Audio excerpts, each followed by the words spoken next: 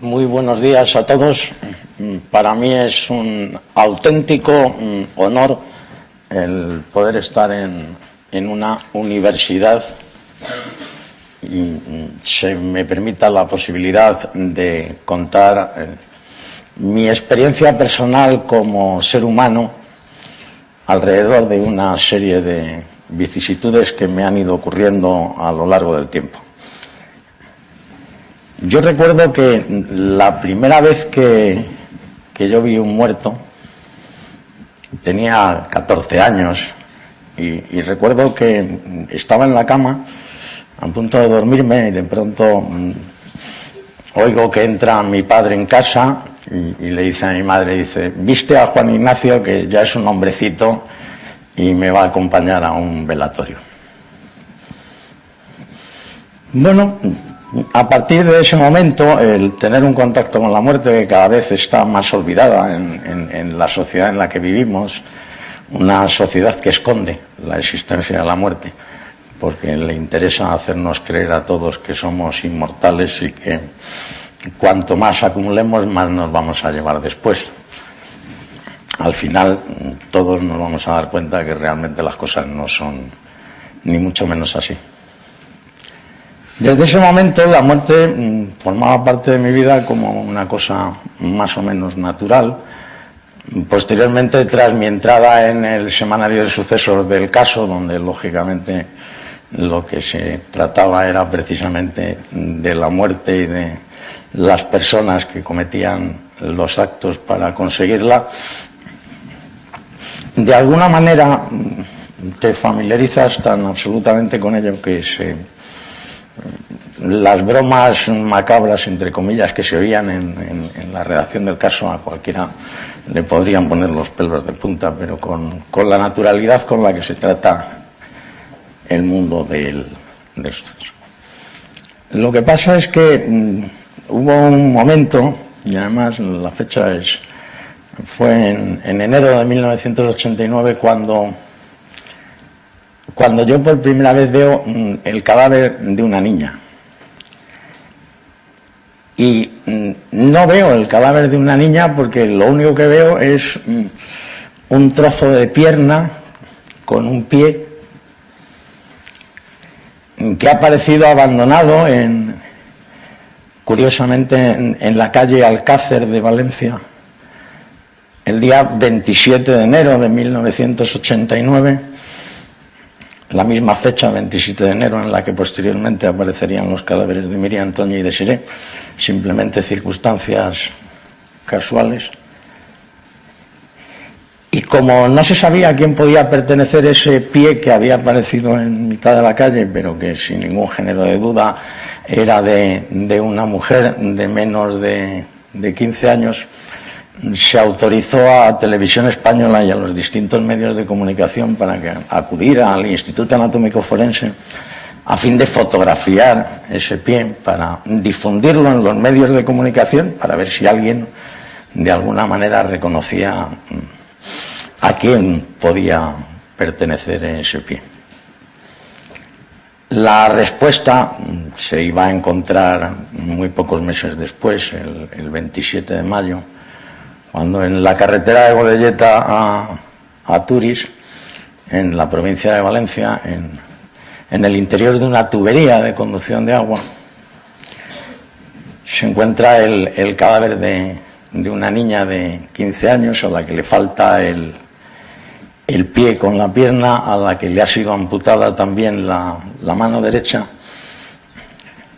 y a la que con una motosierra le han desfigurado completamente todo el rostro y producidos diversos cortes ante y post-mortem en todo el cuerpo. Cuando se empieza a investigar quién puede ser esta niña, lógicamente la Guardia Civil, que es quien lleva las investigaciones de este caso, tiene claro que se trata de Pilar Ruiz Barriga. Pilar Ruiz Barriga era una de las 3 personas que habían desaparecido en enero de 1989 en Macastre de lo que posteriormente se conoció como el triple crimen de Macastre, porque la primera de las víctimas aparece el 27 de enero en una caseta de un lugar semiabandonado en mitad del campo, sin ningún signo aparente de violencia, y tras serle realizado la autopsia, los resultados dan una autopsia blanca, es decir, sin ningún tipo de causa aparente de la muerte, que ni siquiera los posteriores análisis toxicológicos que se le realizaron a las muestras tomadas de la víctima lograron encontrar cuál era el motivo de la causa de la muerte. La otra persona que les acompañaba, que era un chico de 14 años, Valeriano Flores, había aparecido, en este caso 2 meses y medio después, a 600 metros del lugar donde apareció la primera de las víctimas. Evidentemente, el estado de descomposición del cuerpo impidió que los médicos forenses averiguaran tampoco la causa de la muerte. Y como estos 2 chicos habían salido de excursión junto con Pilar Ruiz Barriga, que era la única víctima que no había aparecido, la Guardia Civil tenía más o menos claro que la lógica es que el cadáver encontrado en el interior de esa tubería tendría que ser el de Pilar. Es en ese momento cuando yo tengo la posibilidad de acceder a los documentos del sumario sobre este procedimiento denominado el triple crimen de Macastre, y me encuentro un documento que está al folio 290 del sumario. Es una diligencia de gestiones practicadas de la 311 Comandancia de la Guardia Civil de Valencia, de fecha 6 de junio de 1989, en el que dice textualmente: se ha venido indagando sobre las mujeres denunciadas como desaparecidas en la Comunidad Valenciana durante los años 1988 y 1989, con análogas características morfológicas respecto a la fallecida, sin obtenerse resultados satisfactorios y habiéndose depurado todas y cada una de las posibilidades, 15 en total. Este documento de la Guardia Civil reconocía que durante 2 años, 1988 y hasta mayo de 1989, había 15 niñas de menos de 14 años desaparecidas en la Comunidad Valenciana, solamente en el ámbito de la Guardia Civil.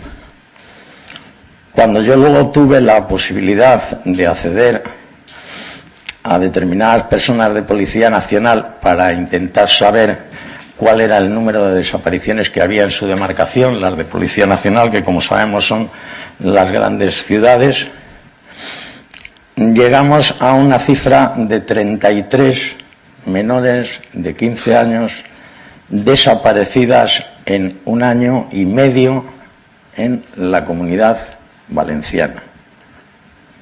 Ninguna de ellas ha aparecido, ni evidentemente tampoco sus restos. Es en ese momento cuando yo, que de alguna manera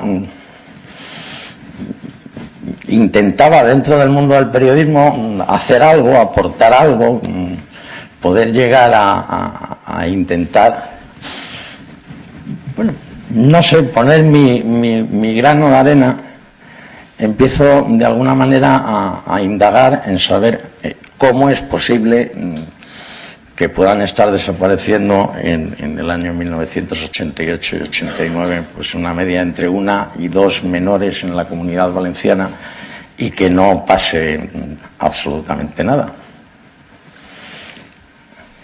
Evidentemente, uno se empieza a dar cuenta que a través, evidentemente, de las innumerables personas que a lo largo de esta pequeña batalla que yo me he planteado me han ayudado, me han facilitado información, me han facilitado medios, pues evidentemente uno se empieza a dar cuenta que existe una corriente, entonces muy en boga,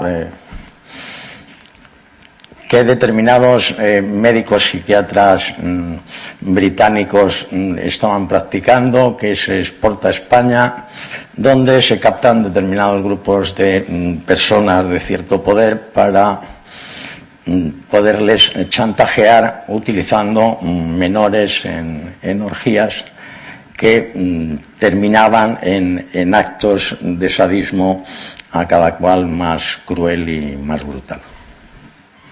Esto, que puede parecer una película de auténtica ciencia ficción, pues desgraciadamente hay innumerables procedimientos judiciales que demuestran su existencia en este país, porque evidentemente cuando han querido, como ocurre siempre, cuando quieren, las fuerzas de seguridad de nuestro país, tanto policía como guardia civil, consiguen desmantelar aquello que evidentemente se plantean hacerlo. Otra cosa, desgraciadamente, ocurre cuando desde las altas esferas, de alguna manera, lo único que se les hace es coartarles y terminar castrando el trabajo que podrían perfectamente realizar las fuerzas de seguridad.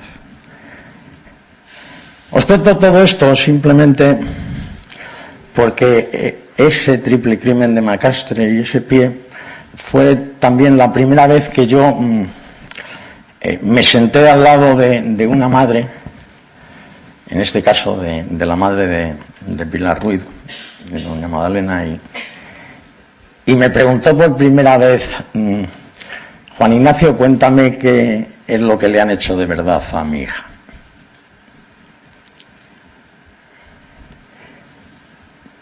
Y fue la primera vez que de pronto me di cuenta, digo, vamos a pensar lo que ha sentido esta persona cuando le han realizado todos los actos que le han realizado.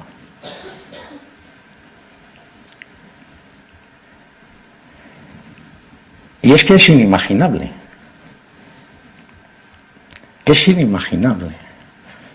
Contarle a una madre que ha habido un coche, normalmente una furgoneta con puerta lateral, que se ha parado a la altura de donde estaba su hija, la han metido dentro, se la han llevado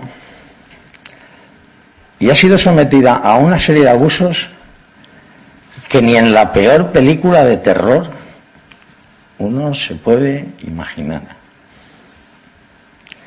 Que ha estado encerrada en un agujero durante 7 días, como posteriormente se descubrió el zulo donde había estado Pilar Ruiz Barriga, donde prácticamente cabía 2 bombonas de butano, donde tenía que estar simplemente sentada en el suelo con las piernas en cuclillas y se pegaba con la cabeza. Era un depósito, además de guardar las bombonas de butano en el exterior. Sabiendo que durante una semana entera, cada vez que alguien se acercaba a la puerta era para sacarla y para llevarla a ser sometida a... Es que me cuesta mucho intentar el poneros claro el dolor y el sufrimiento de esa persona, pero sobre todo el de la soledad, ¿no? A mí me daba un tremendo pánico la soledad que se tiene que sentir cuando a uno le están haciendo daño constantemente. Y cuando además sabes que el final de ese daño, ¿sabes?, irreversiblemente es la muerte. Contarle todo esto, yo he tenido la desgracia, entre comillas, de tener que hacerlo con muchas madres. He tenido la suerte y la posibilidad de que ha habido muchísima gente que ha confiado en mí a la hora de trabajar en sus procedimientos judiciales, y he tenido relación con innumerables familiares de víctimas. Y es sorprendente la necesidad de saber que tienen estas personas que uno se imagina que dices, no querrán saber, pero son personas que necesitan saber hasta el más mínimo detalle del sufrimiento que ha tenido su hijo o que ha tenido su hija. Yo de estas personas he conocido, como decía el del chiste, y dice, así.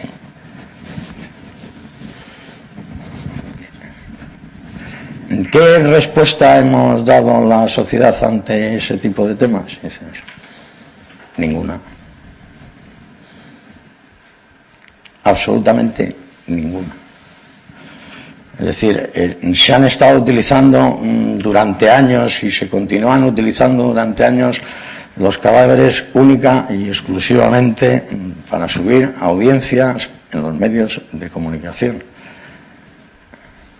Cuando en un momento determinado tenemos conocimiento de determinado acto delictivo, lo tenemos hasta la saciedad y desgraciadamente no para que eso conduzca a que de alguna manera no solamente todos nos concienciemos un poco más de la situación, sino para que realmente el poder establecido escuche más la voz popular cuando se reclaman determinados cambios fundamentalmente en el Código Penal y en las formas de trabajar. A raíz del triple crimen de Macastre, somos ya un grupo cada vez más grande de personas los que de alguna forma nos empezamos a implicar en saber por qué en la Comunidad Valenciana están desapareciendo niñas con esa tremenda facilidad. De hecho, poco a poco es algo que va calando en el ambiente. Y es sorprendente la naturalidad con la que en aquellos años en Valencia, durante 3 o 4 años, pues se vivía con normalidad el que en un medio de comunicación salía ha desaparecido otra niña, o han desaparecido 2, o han desaparecido 3. Todo hasta que el 27 de enero de 1993, el hallazgo de los cadáveres de Miriam, Toñi y Desiré en la partida de la Romana en Tous, en Valencia, marca un antes y un después en lo que se refiere a la actuación de este tipo de grupos de personas que en zonas y chalés perfectamente delimitados de la Comunidad Valenciana han venido organizando sus reuniones, entre comillas, durante estos 4 años.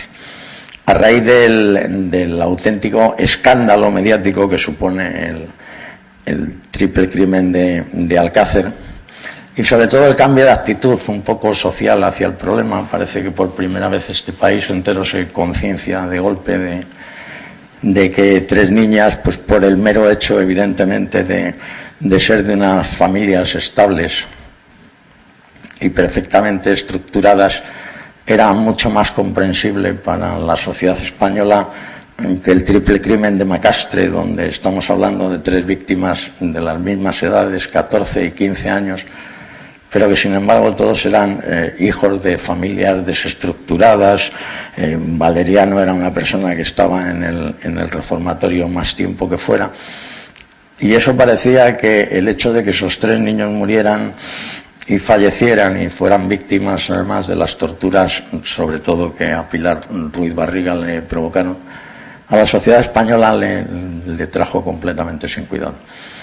Sin embargo, con el triple crimen de Alcácer, evidentemente también con el goteo anterior que se ha venido produciendo, no en vano, un mes antes de la desaparición de las niñas de Alcácer, pues se produce la famosa desaparición de la clínica de Alfa del Pi de Gloria Martínez, un caso que evidentemente todavía sigue desgraciadamente sin resolver. Es decir, la sociedad sí estalla en ese sentido con lo ocurrido en el triple crimen de Alcácer, pero no termina de ser consciente de la realidad, que es algo que normalmente resulta difícil de entender, pero yo, como sé con absoluta seguridad que existen, hay grupos de personas que se reúnen de una forma periódica en nuestro país en lugares que evidentemente se van cambiando, personas que evidentemente todas ellas tienen un elevado poder adquisitivo y una parte muy importante de ellos un importante poder político. Y se organizan reuniones, entre comillas, en las cuales menores, unas veces traídas desde Rumanía, otras veces traídas desde Brasil, que son los dos puntos de captación,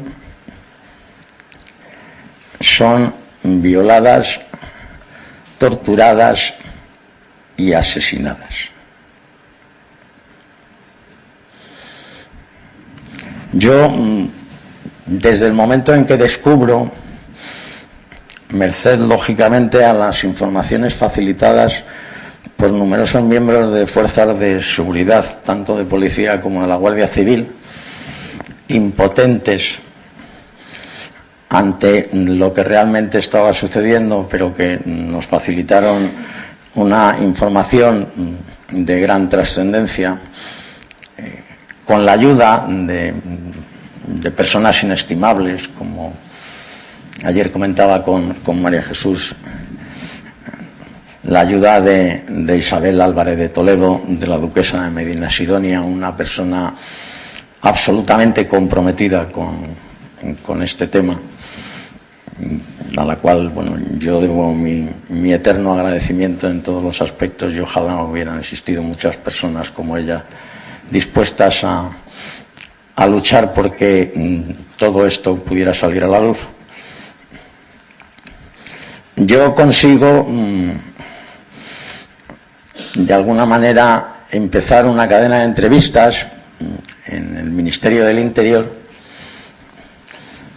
para intentar llegar de alguna manera a poderme entrevistar con el propio ministro del Interior, al objeto de facilitarle toda aquella documentación, incluida documentación fotográfica y videográfica, obraba en mi poder y que yo había ido recibiendo a lo largo del tiempo de distintas fuentes, evidentemente que las que conozco no nombraría y la mayor parte las desconozco.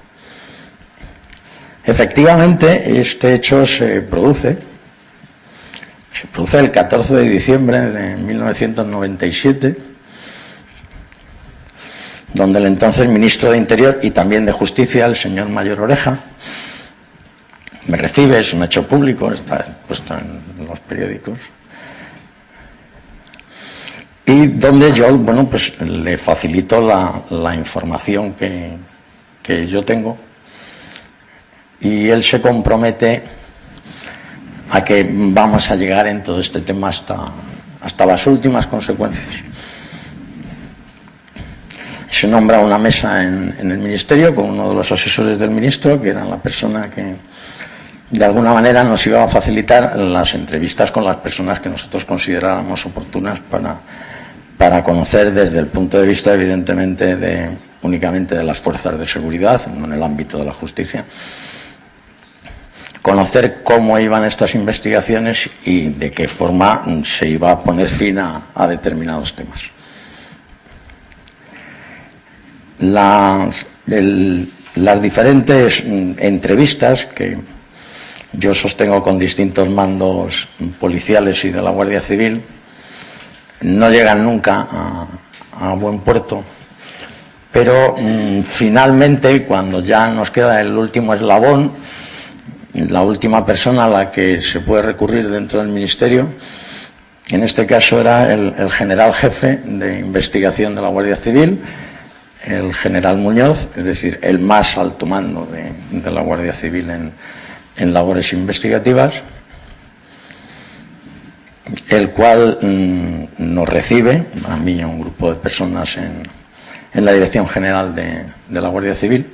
Ya nos había comentado el asesor del ministro que le lleváramos las preguntas por escrito, para que fuera mucho más fácil el poder dar una solución al problema.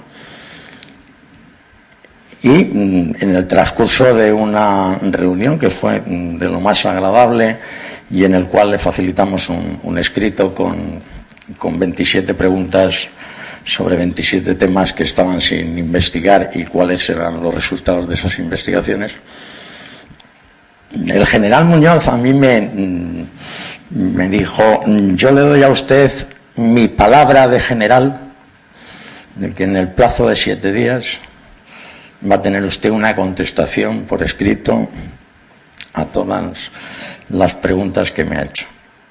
Y le digo una cosa más: si hay que cortar cabezas, cortaré cabezas.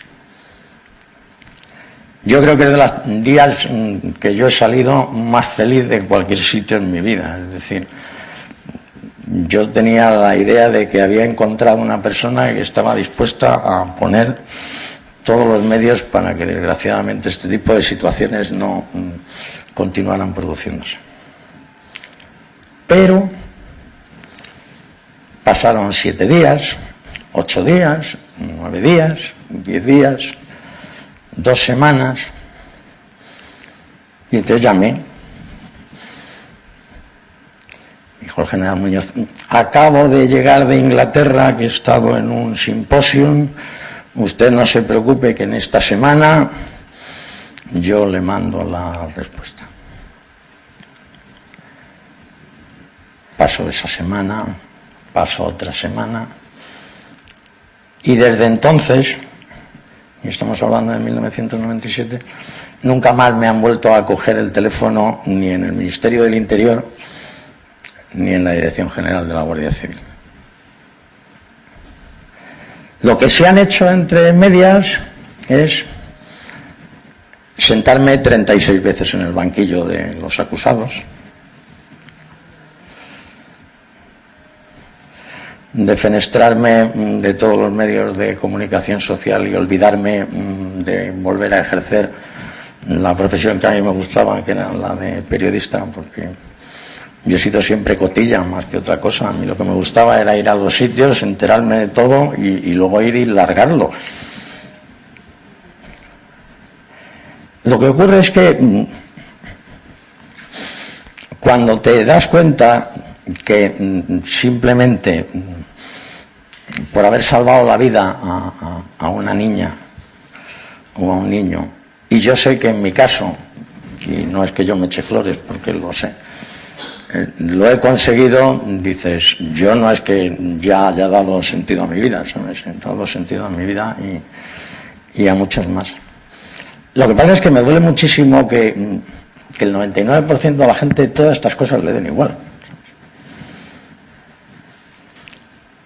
Porque no hay nada más terrible que lo que puede ocurrir en la vida de una persona, es que den las 10 de la noche y estés esperando a tu hija para que vuelva a cenar y no vuelva. Y pasan las horas y no viene. Cualquiera que haya tenido la oportunidad de ser padre conocerá que hay pocas angustias más difíciles de poder vivir en este planeta, ¿no? Y que sin embargo ocurren. Y eso va al hilo de los datos que son al final los que desgraciadamente nos ponen a cada uno en nuestro sitio. Porque uno se preguntaría, que es la pregunta del millón, es decir, ¿cuántos desaparecidos hay hoy en España? Pues es algo que evidentemente no sabe nadie. Es algo que no sabe nadie. Lo único que tenemos y el único dato que existe fue el facilitado por el ministro del Interior, don Jorge Fernández Díaz, el 15 de enero de 2013, a preguntas del diputado socialista Rafael Burguera. Según el Ministerio del Interior, desde el 1 de enero de 2010 a 11 de enero de 2013, es decir, 3 años, se produjeron 29.706 denuncias de las que un 92% quedaron resueltas. Del otro 8% no se sabe nada. Esas 2.427 personas que oficialmente desaparecieron en España entre 2010 y 2013. 67 cada mes. 2 al día. Pues simplemente pues han dejado de existir.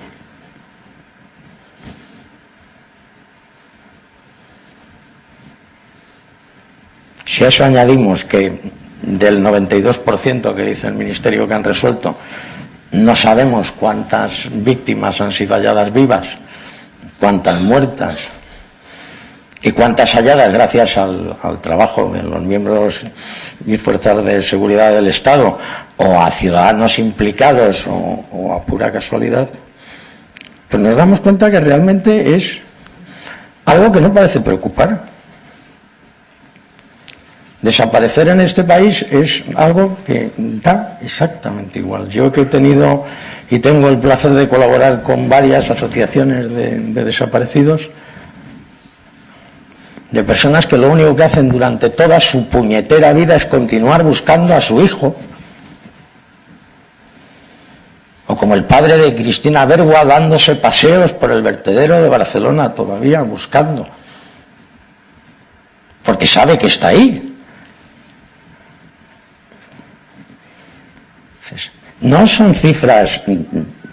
67 personas desaparecidas al mes en este país sin que se vuelva a saber absolutamente nada de ellos. Y estamos hablando de cifras oficiales. Es un auténtico drama. Es un drama para 2.500 familias que les han destrozado la vida para siempre, que van a vivir en esa vana esperanza, cuando todo el mundo sabe que desgraciadamente las posibilidades de encontrar vivo a esa persona que ha desaparecido de tu casa son prácticamente imposibles. Yo he vivido situaciones tan dramáticas dentro de las familias de las víctimas que un poco quería haberos contado alguna, pero no lo hago porque al final lo paso yo muy mal, ¿sabes? Porque a mí todavía me sigue doliendo el alma, entre comillas, cuando recuerdo a la madre de una niña asesinada pidiéndome por favor que la matara. Cuando he estado sentado en un sofá con un niño de 11 años, hermano de una víctima, preguntándome: Juan Ignacio, ¿es normal que a tu hermana la violen y la maten?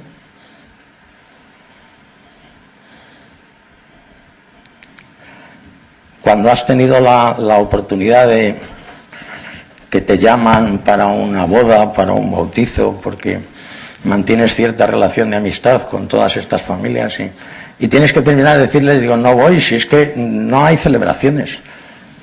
En todas esas familias se han muerto las celebraciones para siempre. Ya no hay navidades, ya no hay bodas, ya no hay bautizos, ya lo único que hay es llorar todo el día, porque cada celebración que hay se vuelve a juntar la familia, lo único que hace es volver a recordar. Si a todo esto añadimos, por intentar cambiar mínimamente de tema, el que oficialmente la Dirección General de la Policía reconoce que hay más de 30.000 mujeres ejerciendo lo que ellos consideran ilegalmente la prostitución. No personas legalmente, sino ilegalmente. Estamos hablando de menores o de personas cuya estancia en nuestro país todavía no está regulada. Nos estamos dando cuenta de ese otro problema que yo desde el principio, cuando yo comenzaba con el tema del periodismo de sucesos, me llamaba poderosamente la atención, y era que todo lo relacionado con el mundo de la prostitución a la gente le importaba un bledo. Es decir, los sucesos en aquella época de había aparecido una prostituta descuartizada y tirada, no se le daba dentro ni siquiera del caso la más mínima trascendencia, porque no le interesaba a la gente, porque era una prostituta. Evidentemente, el que se desmantelara un tugurio en el que se descubriera la existencia de una serie de menores que hubieran estado secuestradas durante cierto tiempo, eso no daba ni para 2 líneas en el periódico. De hecho, en el caso, esas cosas ni salían. Porque vivimos en una sociedad donde a todos, a mí el primero, evidentemente, nos da casi todo lo mismo. Bastante tenemos con intentar medio sobrevivir cada día, medio estar psicológicamente lo más estables posibles en nuestra vida, como para intentar comprender lo que le puede ocurrir a los demás o interesarnos por lo que le sucede a los demás. Lo que pasa es que yo creo que esto, como no es una opción, sino que es una obligación, yo creo que los seres humanos tenemos una obligación ineludible, y esa obligación ineludible es no olvidarnos nunca de las víctimas. Y vivimos en una sociedad, y os lo dice alguien que dirige Murderpedia, que es, aunque es en inglés, que es una enciclopedia de asesinos en serie, donde se sabe muchísimo más de la vida de los asesinos que de la vida de las víctimas. Porque de la vida de las víctimas nadie sabe nada. Porque las víctimas no importan.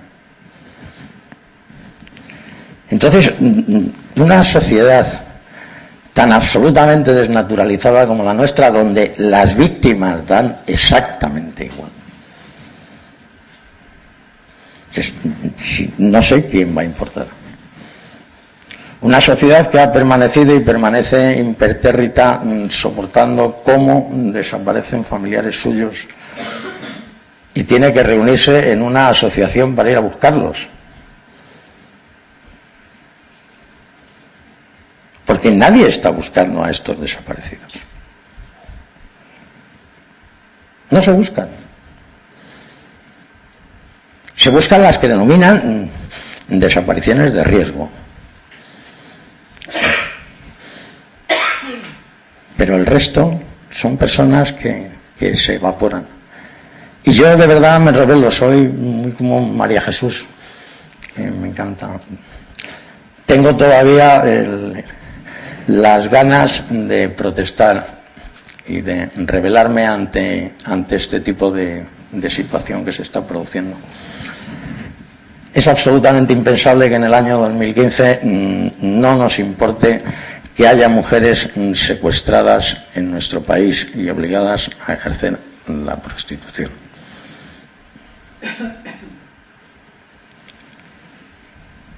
Mientras solamente existiera una sola mujer, una sola niña, un solo niño, nuestra sociedad no tendría nada que hacer, nada más que dedicar todos sus esfuerzos a liberarla.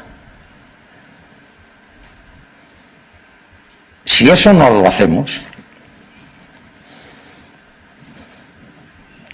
los malos, como siempre, pues seguirán ganando y nosotros habremos perdido nuestro honor y nuestra dignidad. Eso sí sabemos lo que significan esas palabras. Yo quería, antes de terminar, si encuentro un papelajo que había puesto yo por aquí, algún dato de estos. Ya que estoy en un medio académico al que respeto, supongo que no tanto algunas personas más o menos conocidas como la frase atribuida a Bernard Shaw, que decía: desde muy niño tuve que interrumpir mi educación para ir a la escuela. O la que dijo Albert Einstein: lo único que interfiere con mi aprendizaje es mi educación. Yo desde aquí lo que quiero deciros es que la construcción de una nueva cultura y una nueva ética planetaria no es una opción, es una auténtica obligación. Tiene que ser una cultura y una ética que promuevan una educación que libere y no que domestique, y que fortalezca el potencial de resistencia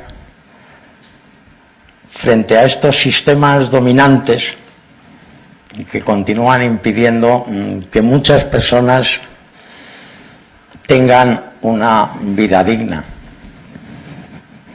Y esa es auténticamente nuestra misión. Y mucho más desde el lugar desde el que hoy estoy hablando. Muchísimas gracias por todo.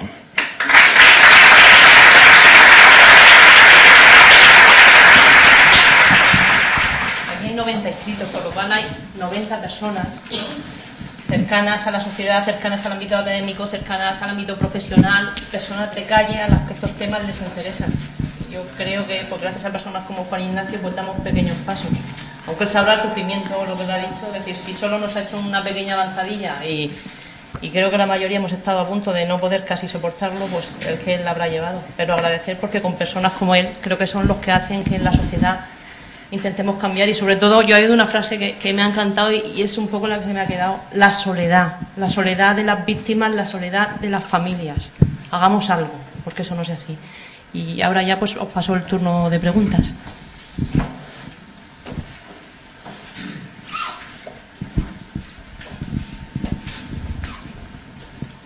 ¿Nadie se anima?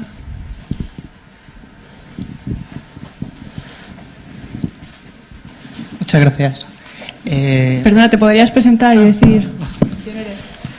Bueno, soy Salvador, de Periodismo, y quería hacerle una pregunta sobre el tema del caso de Alcácer. Me gustaría investigar un poco más y he intentado encontrar su libro, pero es un poco difícil. ¿Cuál fue el motivo que hizo que este libro no saliese tanto, después de que este caso saliese tanto en televisión? Bueno, el tema del libro es un asunto muy sencillo. El juzgado número 20 de los de primera instancia de Madrid secuestró el libro a los 4 meses de su salida, y hasta la fecha de hoy el libro está secuestrado. Por tanto, evidentemente, pues no se puede adquirir en ningún tipo de librería. Hablar, evidentemente, de lo que supone el caso Alcácer sería que yo me comiera el tiempo de todos los participantes hoy en el simposio, pero por lo menos sí quiero dejar un concepto que yo creo que debe de quedar claro, ¿no? Es decir, yo actualmente ejerzo la acusación popular todavía en el procedimiento.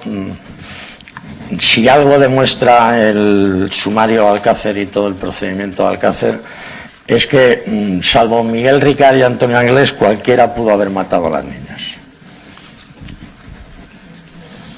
Y así de claro, hay que decirlo.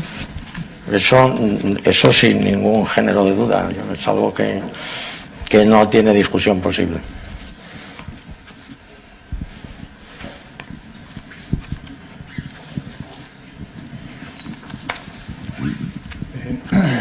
Hola, me ha encantado tu exposición, Juan Ignacio. Perdona, ¿os podéis presentar así vamos viendo de dónde venís? Me llamo Nacho Pardo y pertenezco a una asociación que trabajamos con prostitutas desde hace ya 14 años. La asociación se llama el Comité de Apoyo a las Trabajadoras del Sexo, CATS. Me ha impresionado mucho tu discurso, la verdad es que es cierto, es claro ejemplo de lo que es una situación de trata y lo que puede ocurrir en la psicología de la persona que sufre esa situación y de las familias que están alrededor de esa persona. Y pienso, después de mi corta experiencia de 14 años trabajando en esto, que sigue siendo y sigue ocurriendo lo mismo. Las víctimas parece que están en el último eslabón, digamos, de las prioridades. Incluso el protocolo famoso, el protocolo marco de acción contra la trata, parece que se prioriza más el conseguir captar o coger a los malos antes que atender a la víctima. Yo sé que hay un montón de entidades que trabajan con víctimas de trata, esto está clarísimo, pero parece que institucionalmente es prioritario el coger a los malos, que es importante por supuesto, y luego cuando se cogen a los malos, las víctimas quedan un poco ahí a segundo plano, o tercero o cuarto plano, con lo triste que es. Y quería exponer simplemente que es que me identifico totalmente con lo que acaba de decir, porque es una situación actualmente clásica de trata. Y un segundo punto que quería solamente puntualizar: no podemos confundir una situación de trata con una situación que no es trata. No sé si me explico bien, y te lo quería preguntar, no quiero hablar. Es muy importante la conceptualización, el saber de lo que estamos hablando, porque si confundimos términos, flaco favor le estamos haciendo a las personas que realmente están en situación de trata. La pregunta es: ¿piensas que esa confusión existe? Yo no es que lo piense, es que sin ningún género de dudas te digo que sí. Pero porque hay un absoluto desconocimiento en relación a todos estos temas, y tú has puesto el dedo en la llaga. Es decir, el gran olvidado en el proceso penal español es la víctima. Y eso es una crítica que se lleva haciendo por parte de todos los juristas desde hace prácticamente 200 años, pero da exactamente igual, porque vamos a una nueva modificación de Código Penal que nos van a aprobar deprisa y corriendo al nuevo gobierno, que prácticamente el 99% de los ciudadanos no ha tenido ni la posibilidad de saber qué cambios reales se van a producir, porque no les interesa que se abra el más mínimo debate público sobre los cambios en el Código Penal. Pues evidentemente pedir a una persona que distinga entre determinados temas ya un poco más especializados de algo que no se habla, porque hablar de trata de blancas es que prácticamente parece que estás hablando del siglo XIX, cuando cualquier persona lo oye y dice. Nadie se podía imaginar que en el 2015 estuviéramos hablando de trata de blancas, pero es que la trata de blancas sigue existiendo, con un problema añadido que además yo creo que nos hace mucho más responsables todavía de él. Que es decir, en lugar de tener el hecho de proveer de fuente de víctimas ciudadanos de tu propio país, como ya vivimos en una sociedad que lo que puede pagar es comprarlos fuera, pues entonces evidentemente como los compramos fuera, como los traemos, como nadie denuncia sus desapariciones, pues nosotros podemos hacer con estas personas absolutamente lo que nos dé la gana. Absolutamente lo que nos dé la gana es que hay grupos organizados de pederastas que se pasan a los niños, que cada uno de ellos adopta legalmente.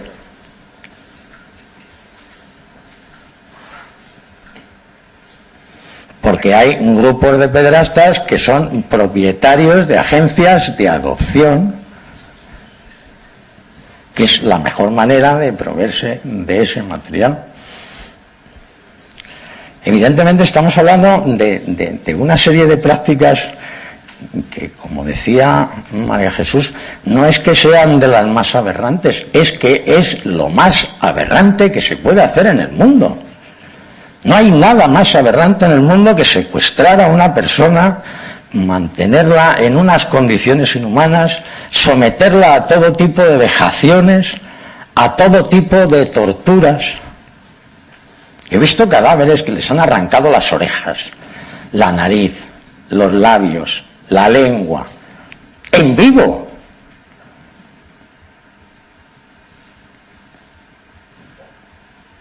Dices, es así de fácil. Dices, eso sucede.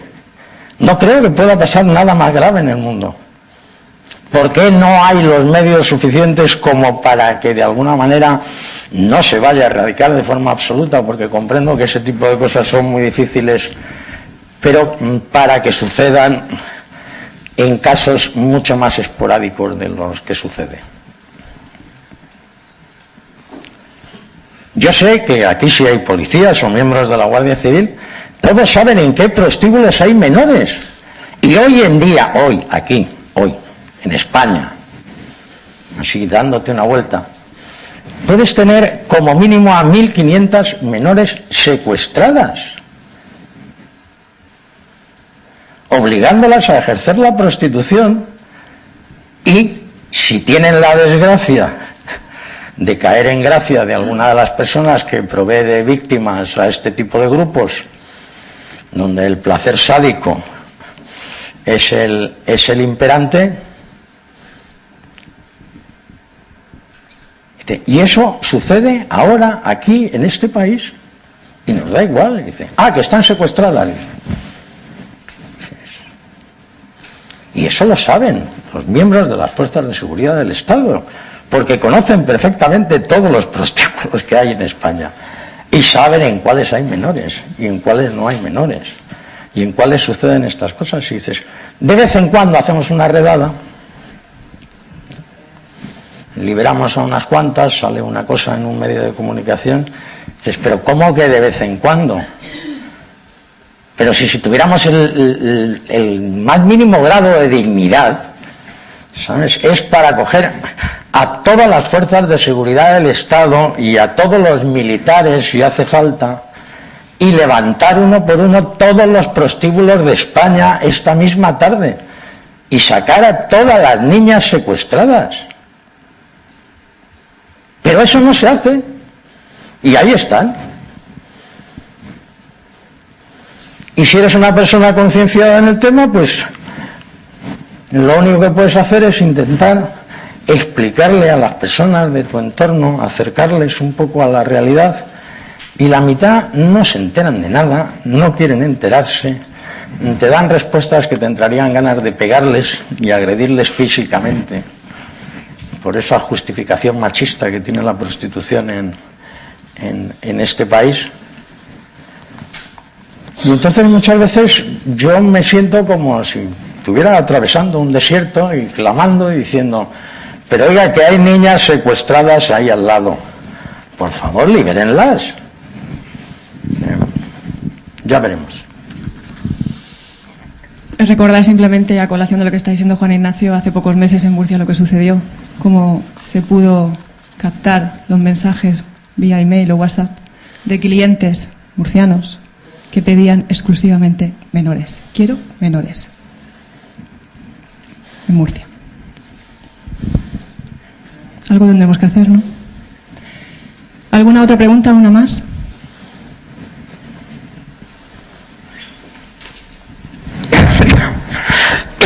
Gracias.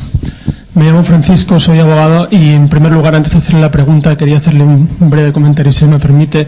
Sencillamente decirle que es un honor, un orgullo y una alegría poder verlo en este foro.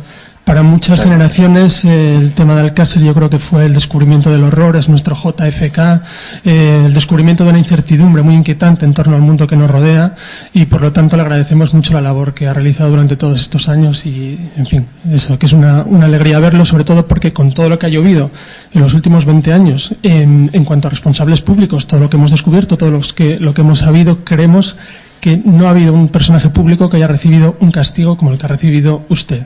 Y eso ya de por sí nos plantea unas cuantas preguntas igualmente inquietantes. La pregunta que quería hacerle, ya que es usted periodista y nos ha hablado de estos grupos de poder, nos ha hablado de poder político, dinero, pero ¿dónde está el periodismo en todo esto?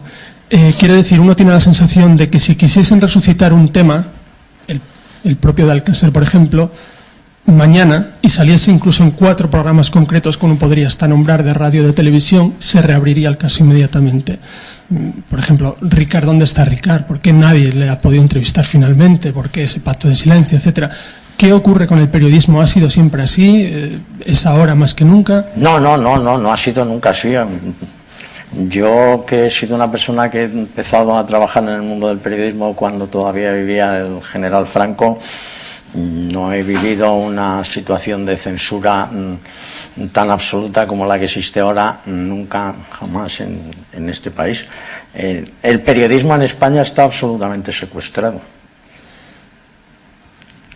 han sido los grupos de poder quienes de alguna forma han adquirido la mayor parte de los medios de comunicación social de cierta relevancia y trascendencia en nuestro país, y lo que se lleva produciendo desde hace prácticamente 15 años es un embrutecimiento absoluto de la sociedad, preconizando programas que lógicamente todos sabemos los niveles a los que desgraciadamente se está llegando.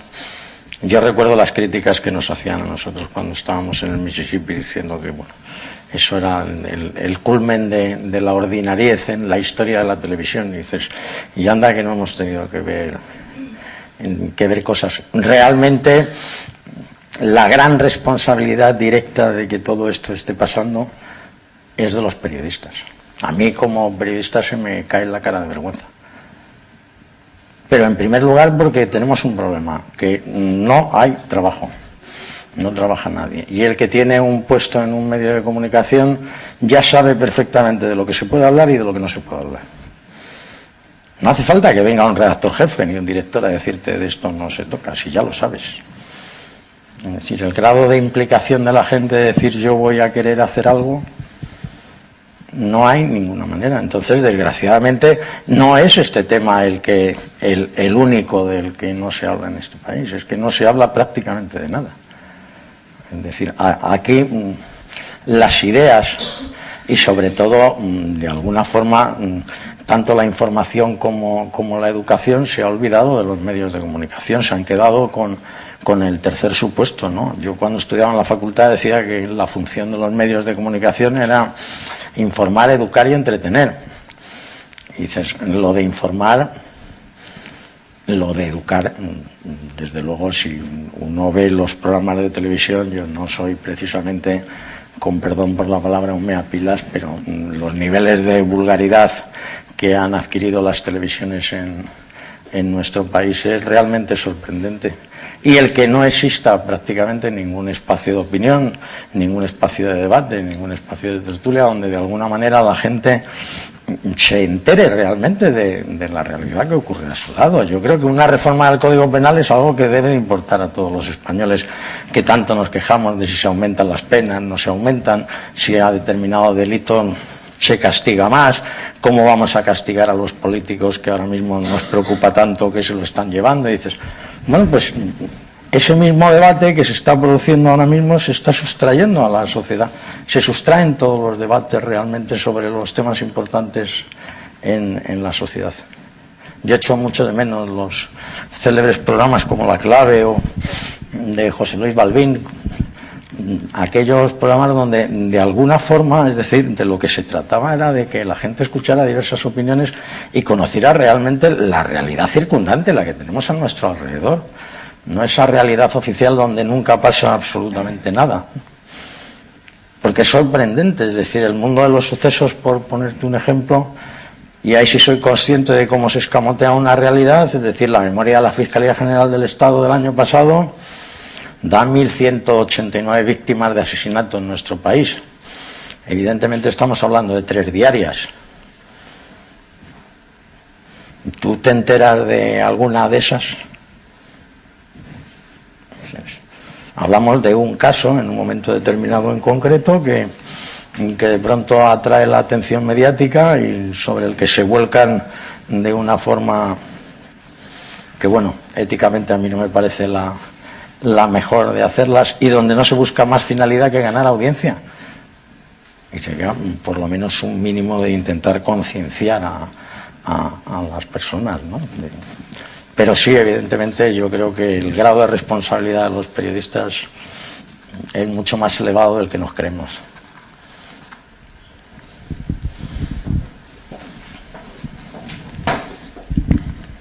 Perdón, yo sé que es una ponencia interesantísima y que seguramente, como bien ha dicho don Juan Ignacio, si nos pusiéramos a hablar estaríamos aquí, pero por desgracia pues hay que seguir un poco con el programa establecido.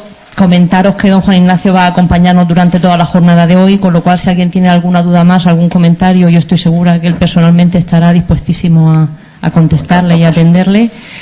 Y decirles que tomamos una pausa café y nos reincorporamos a las jornadas en 20 minutos. Muchas gracias.